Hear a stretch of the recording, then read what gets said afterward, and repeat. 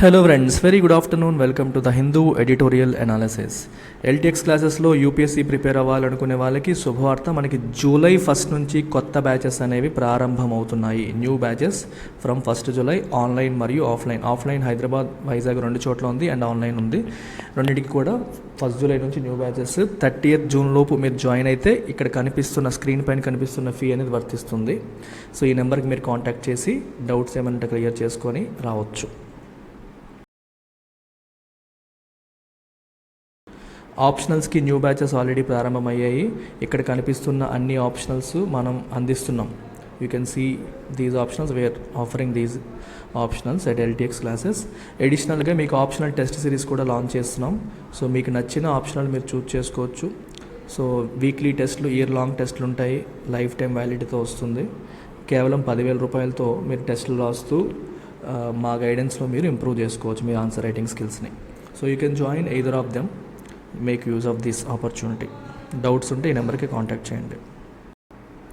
So ఇవాళ మనం చూడబోతున్న ఆర్టికల్ ఏ న్యూ రెజీమ్ అనే పేరుతో వచ్చింది. న్యూ రెజీమ్ అంటే ఒక కొత్త సిస్టమ్, ఒక కొత్త పద్ధతి అనే మీనింగ్ మనకి అక్కడ వస్తుంది.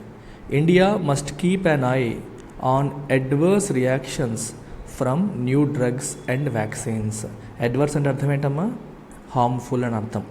సో ఈ కొత్త డ్రగ్స్, కొత్త వ్యాక్సిన్స్ నుంచి వచ్చే అడ్వర్స్ రియాక్షన్స్ పైన ఇండియా ఒక కన్నేసి ఉంచాలి. It must keep an I, ఒక కన్నేసి ఉంచాలి అని అర్థం. Okay. Last week the drug controller general of India cleared under the provisions of emergency use authorization a new mRNA vaccine for COVID-19 deployed by Pune-based Genova Biopharmaceuticals, a pioneer in India in developing mRNA vaccines. Last week ఏం జరిగిందంటే మనకి drug controller general of India ఏం చేశారు, వాళ్ళు ఏం చేశారు, ఆ department clear చేసింది. ఏంటి క్లియర్ చేసింది? ఒక కొత్త ఎంఆర్ఎన్ఏ వ్యాక్సిన్ని క్లియర్ చేయడం అనేది జరిగింది. ఇది ఎవరు డెవలప్ చేశారు? జెనోవా బయోఫార్మస్యూటికల్స్ వాళ్ళు చేశారు.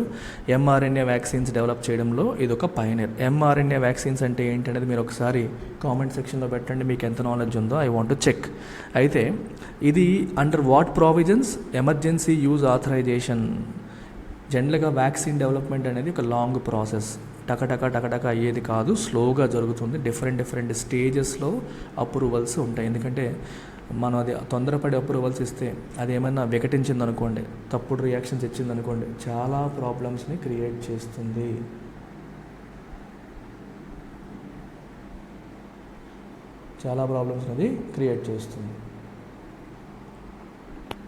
కాబట్టి ఆ సిచ్యువేషన్ మనం తెచ్చుకోకూడదు.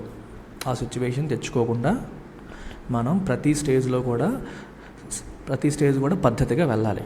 కానీ కోవిడ్ టైంలో ఏం జరిగిందంటే అంత స్లో, అందుకే డికేడ్ లాంగ్ ప్రాసెస్ అంటారు. కొన్ని దశాబ్దాలు పట్టేస్తాయి, 5 ఏళ్ళు పడతాయి, 6 ఏళ్ళు పడతాయి, 10 ఏళ్ళు పడుతుంది ఒక వ్యాక్సిన్ అప్రూవల్ అవ్వాలంటే. కానీ కోవిడ్ టైంలో అంత లేట్ అయితే ఈలోపు జనాలు పోతారని చెప్పేసి ఎమర్జెన్సీ యూజ్ ఆథరైజేషన్ అనే సిస్టమ్ తీసుకొచ్చి తొందరగా అప్రూవల్స్ ఇచ్చే పద్ధతి తీసుకొచ్చారు. ఆ సిస్టమ్ ఇంకా ఇండియాలో కంటిన్యూ చేస్తూ మళ్ళీ ఒక కొత్త ఎంఆర్ఎన్ఏ వ్యాక్సిన్స్కి ఈ ఆథరైజేషన్ అనేది ఇచ్చేశారు. The vaccine is meant to be particularly effective against the dominant Omicron variant. So ఈ వ్యాక్సిన్ ఇప్పుడు రీసెంట్గా మనకు వస్తున్న ఒమిక్రాన్ వేరియంట్కైనా బాగా ప్రభావితంగా గట్టిగా పనిచేస్తుంది అనేది మనకి చెప్తున్నారు. With the World Health Organization having officially declared the end of COVID-19 pandemic, there is no longer the obsessive public interest in new variants. ఇంతకుముందు కొత్త వేరియంట్ అనగానే మనం భయపడిపోయి జనాలు అబ్సెస్ అయిపోయేవారు. ఏమొచ్చింది అంటే దాన్ని లెక్క ఏంటి, దానికి వ్యాక్సిన్స్ ఉన్నాయా, ప్రజెంట్ పని చేస్తాయా, పని చేయవా, విపరీతమైన టెన్షన్ పడేవారు. కానీ WHO రీసెంట్గా ఏం చెప్పింది? COVID-19 పాండమిక్ అనేది ఎండ్ అయిపోయింది. ఇట్ ఈజ్ నో లాంగర్ ఒక థ్రెట్ ఆఫ్ ఇంటర్నేషనల్ కన్సర్న్ అని చెప్పేసింది. కాబట్టి ప్రజలు మరీ ఇంతకుముందు అంత ఇంట్రెస్ట్ చూపట్లేదు. Even less so in new year vaccines. కొత్త వ్యాక్సిన్స్ పైన కూడా పెద్దగా దృష్టి పెట్టట్లేదు. Data suggest that uptake of booster or precautionary doses of the array of COVID-19 vaccines available India has been declining for several months. Already మనకి booster vaccines, ఈ precautionary doses ఉన్నాయి, వాటి యొక్క అప్టేకే తగ్గిపోతుంది రోజుకి. అంటే జనాలు ఇంకా దానికి భయపడడం మానేశారు, మర్చిపోయారు. Therefore, the significance of the new vaccine, Zemcovac Om, is that it shows that an Indian company has the capability to make an mRNA vaccine believed to be amenable to rapid production and scale up that could be useful against any future virus. So ఇక్కడ ఏమంటున్నారంటే the significance of the new vaccine, ఎవరు తీసుకొచ్చిన vaccine, మన వాళ్ళు తీసుకొచ్చింది, is that it shows that an Indian company has the capability. So ఈ vaccine యొక్క significance ఏంటి, ఇండియన్ కంపెనీకి క్యాపబిలిటీ ఉంది, ఎంఆర్ఎన్ఏ వ్యాక్సిన్ తయారు చేసే కెపాసిటీ ఉంది. అండ్ ఎటువంటి వ్యాక్సిన్ అంటే ఇది ర్యాపిడ్ ప్రొడక్షన్ చేయాలంటే చేయగలుగుతాం, ఎమీనబుల్ అంటే ఆ ఫ్లెక్సిబిలిటీ ఉంది అని అర్థం అనమాట. స్కేలప్ చేయగలుగుతాము, that could be useful against any future virus, A future virus వచ్చినా వెంటనే మనం ప్రొడక్షన్ చేయాల్సి వచ్చినా చెయ్యగలుగుతాము అని చెప్పి మనకి చెప్తున్నారు ఇక్కడ. Normally vaccines must go through progressive stages of, చెప్పాను వ్యాక్సిన్స్కి డిఫరెంట్ స్టేజెస్ ఉంటాయి. Testing from Petri dishes to animals and expanding cohorts of human test subjects. So Petri dish అంటే సైంటిఫిక్ టెస్ట్లకి బ్యాక్టీరియాస్ని కల్చర్ చేస్తుంటారు, అదనమాట, దాన్ని పెట్రీ డిష్ అంటారు. అక్కడ నుంచి యానిమల్స్ పైన టెస్ట్ చేస్తారు, తర్వాత హ్యూమన్ టెస్ట్ జరుగుతుంది. హ్యూమన్ టెస్ట్లో కూడా ఎక్స్పాండింగ్ కోహార్ట్ అంటే గ్రూప్స్ అనమాట. ఫస్ట్ చిన్న సెక్షన్ పైన, తర్వాత ఇంకొంచెం ఎక్కువ మంది మీద, ఆ తర్వాత ఇంకా అలా ఎక్స్పాండింగ్ కోహార్ట్ అంటే మీనింగ్ ఇలా అనమాట. గ్రూప్ సైజ్ పెరుగుతూ ఉంటుంది, చిన్నగా స్టార్ట్ అయ్యి అలా గ్రూప్ సైజ్ పెరుగుతూ ఉంటుంది అని అర్థం. ఎక్స్పాండింగ్ కోహార్ట్ అంటే మీనింగ్ మీకు అది. I hope you have understood this. ఓకేనా? ఎందుకు ఇదంతా చేస్తారంటే చూడండి, doing greater harm than good, ఆ వ్యాక్సిన్ వల్ల మంచి కంటే చెడు ఎక్కువ జరగడం, or being unable to be better than the alternative in any of these stages, already మార్కెట్లో ఉన్నదానికంటే బెటర్ అని చెప్పి చూపించాలి. సో అలా కూడా చూపించలేకపోవడం is a ground for disqualification. Already మార్కెట్లో ఉన్న వాటికంటే ఇది బెటర్ కాదు అని అనిపించినా, లేదా దానివల్ల మంచి కంటే చెడు ఎక్కువ జరుగుతుందని అనిపించినా, అది ఆ వ్యాక్సిన్ డిస్క్వాలిఫై చేయడానికి ఒక కారణం అవుతుంది. It will be a ground for disqualification. Ground అంటే రీజన్ అవుతుంది అని చెప్పి దాని అర్థం. Which is why vaccine development and approvals are a decade long enterprise. అందుకే వ్యాక్సిన్ డెవలప్మెంట్ అప్రూవల్స్ తొందరగా తేలేవు కాదు, సంవత్సరాల తరబడి, ఇన్ఫ్యాక్ట్ దశాబ్దాల తరబడి జరుగుతాయి. ఒక దశాబ్దమైన పట్టొచ్చు అని చెప్పి చెప్పడానికి కారణం అదే. డ్యూరింగ్ కోవిడ్-19 this risk averse strategy was deemed unsuitable. Risk averse అంటే రిస్క్ తీసుకోవడం ఎందుకు, జాగ్రత్తగా స్టెప్ వైస్ అప్ వెళ్దాము. ఎవర్స్ అంటే ఇష్టపడకపోవడం, అసహించుకోవడం. రిస్క్ అంటే ఇష్టపడకపోవడం అంటే గాబరపడకూడదు, తొందరపడకూడదు, మెల్లగా టెస్టులు చేసుకుంటూ వెళ్ళాలి అనే స్ట్రాటజీ మన వ్యాక్సిన్స్ పరంగా జనరల్గా ఫాలో అవుతాం. కానీ కోవిడ్-19లో ఏమైందంటే ఈ స్ట్రాటజీ వాజ్ డీమ్డ్ అన్సూటబుల్. ఇలా ఫాలో అయితే అది ఇంకా సెట్ అవ్వదు for the crisis at hand. ఎందుకంటే అప్పుడు ఇమీడియట్గా అవసరం ఉన్నాయి, జనాలు చచ్చిపోతున్నారు. ఇంత స్లోగా 10 సంవత్సరాల తర్వాత వ్యాక్సిన్ తెస్తానంటే అప్పుడు కోవిడ్-19 ఉండదు, ఈలోపు జనాలు పోతారు. అది అన్సూటబుల్ అని చెప్పి రియలైజ్ అయ్యి, because of which drug regulators globally ఏం చేశారు, allowed vaccine makers to combine multiple stages, different స్టేజెస్ని కంబైన్ చేసేసి చేయడానికి వాళ్ళకి అలౌ చేశారు. వైల్ ఎవాల్యుయేటింగ్ ఎఫికసీని ఎవాల్యుయేట్ చేసేటప్పుడు అన్నిటినీ మల్టిపుల్ స్టేజెస్ని కంబైన్ చేసేసుకుంటూ, thus giving greater leeway to experimental formulation. So ఒక ఫ్లెక్సిబిలిటీ అనేది పెరిగింది. ఎక్స్పెరిమెంటల్ ఫార్ములేషన్, కొత్త రకాల వ్యాక్సిన్స్ తయారు చేసి టెస్టులు తొందరగా చేసేసి ఎఫికసీ ఎవాల్యుయేట్ చేసేసి వెంటనే అప్రూవల్స్ కూడా వచ్చేసాయి. This underlines the basic framework of emergency use authorization. ఈ ఈయూఏ అనే దానికి బేసిస్ ఇప్పుడు నేను చెప్పిందనమాట. అర్థమవుతుందా? అంటే తొందరగా ఇచ్చారు సిచ్యువేషన్ బట్టి.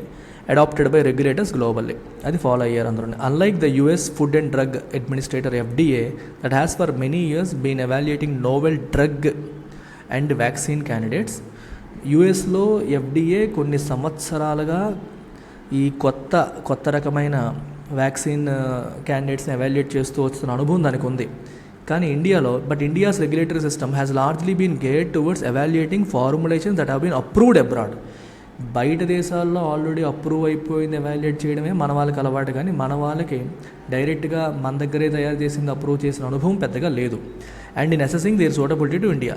సో విదేశాల్లో ఇది అమెరికాలో అప్రూవ్ అయింది, ఇది మనకు సూట్ అవుతుందా లేదా, ఇది బాగానే ఉందా, ఈ చెక్ చేయడమే మన డ్రగ్ రెగ్యులేటర్స్కి అలవాటు తప్పితే డైరెక్ట్గా వీళ్ళే అప్రూవల్స్ ఇచ్చే అలవాటు ఇప్పటివరకు మన దగ్గర లేదు.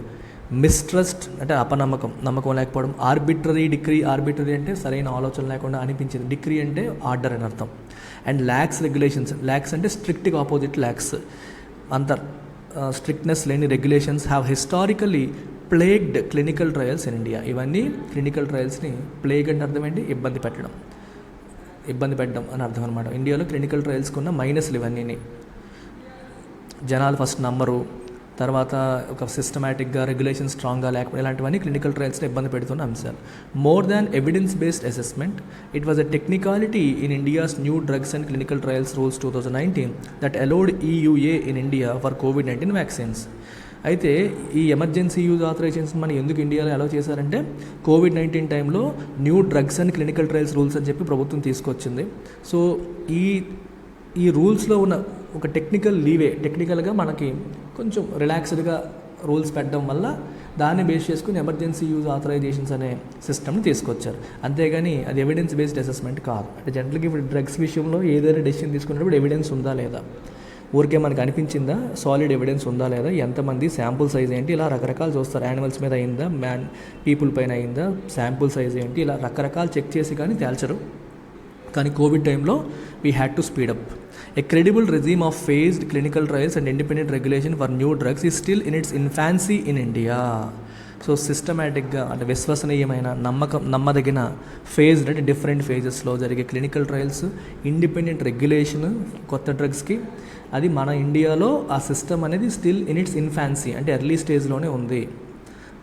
విదేశాల్లో అప్రూవ్ అయిన దాన్ని మన వాళ్ళు ఇండియాకి సూట్ అవుతుందా లేదని చెక్ చేసి అప్రూవ్ చేయడం మనం చూస్తున్నాం. కానీ మన దగ్గరే ప్రాపర్ సాలిడ్ సిస్టమ్ ఉందా అంటే ఎర్లీ స్టేజ్లోనే ఉంది, ఫుల్ ఫ్లెజ్డ్గా లేదని అర్థం. The FDA still authorises updated COVID-19 vaccines under emergency use provisions. FDA ఏం చేస్తుంది, still authorises updated COVID-19 vaccines. Updated COVID-19 వ్యాక్సిన్స్ని FDA ఆథరైజ్ చేస్తుంది ఎప్పటికీ అండర్ ఎమర్జెన్సీ యూజ్ ప్రావిజన్స్. ఎందుకంటే while the pandemic is over, pandemic అయిపోయినప్పటికీ COVID-19 is not over. COVID-19 ఇంకా ఉంది and thousands continue to die globally. వేల కొద్ది జనాలు ఇంకా చనిపోతూనే ఉన్నారు. This alone however cannot be the basis for continuing with EUA regime in India. అమెరికాలో చేస్తున్నారు కదా అని చెప్పేసి దాన్ని బేసిస్గా తీసుకొని ఇండియాలో కూడా చేయడానికి అది సరైన కారణం కాదు అని చెప్పి అంటున్నారు. ఎందుకని, while the flexibility to accelerate should always be present. తొందరగా యాక్సలరేట్ అంటే స్పీడప్ చేసే ఫ్లెక్సిబిలిటీ ఉండడం అనేది మంచిదే. India must specify a streamline regulatory process. అమెరికాలో ఉన్నట్టు ఒక ప్రాపర్ సిస్టమ్ మన దగ్గర లేదు, ప్రాసెస్ అనేది లేదు. That weeds out non essential steps, అవసరం లేని వాటిని రిమూవ్ చేసి కానీ అవసరమైన ప్రతి స్టెప్ విషయంలో కాంప్రమైజ్ అవ్వకుండా ఉండే సాలిడ్ ప్రాసెస్ మనం ఇంకా బిల్డ్ చేయలేదు. అందుకనే మనం తొందరపడకూడదు అంటున్నారు. But is hawk eyed on safety and adverse reactions from new drugs and vaccines. కానీ న్యూ డ్రగ్స్, వ్యాక్సిన్స్ వచ్చినప్పుడు సేఫా కాదా, అడ్వర్స్ రియాక్షన్స్ వచ్చే అవకాశం ఉందా అనే విషయంలో హాక్ అయి ఉండాలి. చూడండి, ఆకాశంలో గద్ద హాక్ ఎక్కడో వెతుకుతున్నా సరే ఎంతో కొన్ని కిలోమీటర్ల దూరంలో ఉన్న టార్గెట్ పైన ఫోకస్ చేయగలుగుతుంది. తన కళ్ళు అంత ఫోకస్డ్గా ఉంటాయి. హాక్ ఐడ్ అంటే అర్థం ఏంటంటే అంత ఫోకస్డ్గా ఉండాలి. ఏ విషయంలో, సేఫ్టీ విషయంలో, అడ్వర్స్ రియాక్షన్స్ విషయంలో చాలా సాలిడ్ ఫోకస్తో ఉండాలి. ఇది ఇక్కడ చెప్తున్న పాయింట్. అందులో కాంప్రమైజ్ అవ్వకూడదు అని చెప్తున్నారు. UPSC CSATకి కొత్త బ్యాచెస్ మనకి జూలై 1 నుంచి ప్రారంభమవుతున్నాయి. క్యాట్ లెవెల్లో క్లాసెస్ మనం డీల్ చేయబోతున్నాం. క్వాంట్, రీజనింగ్, రీడింగ్ కాంప్రహెన్షన్ అన్నీ ఇందులో కవర్ అవుతాయి. వీక్లీ టెస్ట్లు, వాటితో పాటు మీకు ఎక్స్ప్లెనేషన్ కూడా ప్రొవైడ్ చేయడం జరుగుతుంది. ఫీజు మీకు 10,000 రూపాయలు. సో నేను మురళీకృష్ణ సార్ దీన్ని హ్యాండిల్ చేస్తాం. సో ఈ నెంబర్కి మీరు కాంటాక్ట్ చేయొచ్చు ఏమైనా డౌట్స్ ఉంటే. Course comes with life time validity. Take care, bye.